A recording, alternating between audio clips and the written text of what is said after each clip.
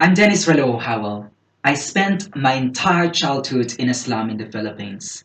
Two things changed my life: resilience and blogging. That's why I'm teaching young adults how to blog to help them bounce back.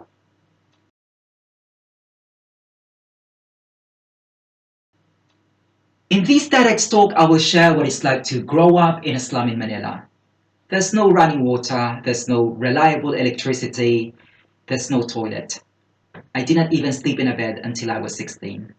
But in spite of that, I consider that place to be a paradise because it taught me the ugly realities of poverty, and at the same time it encouraged me to strive for a better life. I will also share my blogging journey from being a lifestyle blogger to a travel blogger and then eventually to being a mental health blogger. And finally, as a resilience researcher, I will share my ideas on how we could develop a digital mental health intervention so that we can help young adults bounce back.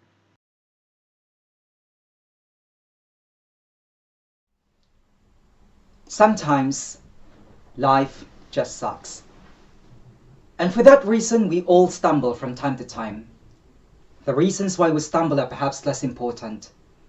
The more important question is, what do we do next? How do we bounce back?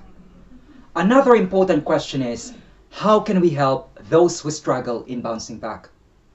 That familiar metaphor of bouncing back is what is often known as resilience. Resilience is the backbone of positive mental health. People who have high levels of resilience are less anxious and less depressed.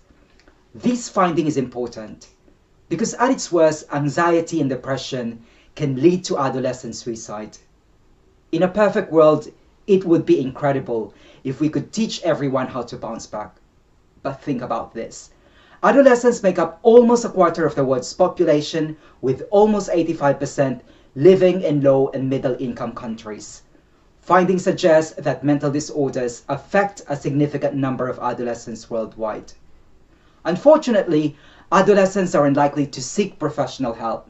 Instead, they read mental health blogs. That's because, according to adolescents, these digital spaces can offer a more engaging support system than most mental health professionals. Over the past decades, several studies have demonstrated that writing about traumatic life events can provide a range of psychological benefits. This intervention is known as expressive writing. But in the 21st century, expressive writing is no longer restricted to pen and paper. The internet has now become a glorious vehicle for self-reflection and creativity. The internet is a magical space filled with wonderful things, but its overuse or misuse can adversely affect adolescents' mental health. The great news is, resilience has been shown to be a strong protective factor against internet addiction. As a researcher, my aim is to use digital spaces to promote positive mental health. I'm pioneering a blog intervention to help adolescents boost their levels of resilience.